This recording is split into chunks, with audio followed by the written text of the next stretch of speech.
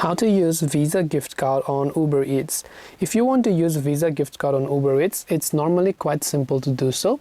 All you have to do is simply open up the Uber application or the Uber Eats app. Now, Visa gift card can definitely be redeemed. Tap on the account section from the bottom right, go to the wallet tab and go to add payment method. And go to gift card and try to enter the Visa gift card option over here, the pin or the gift code, and tap on save.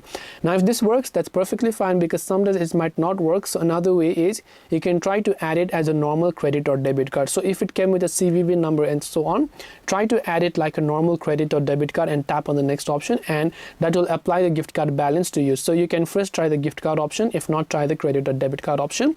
One of these should definitely work for you.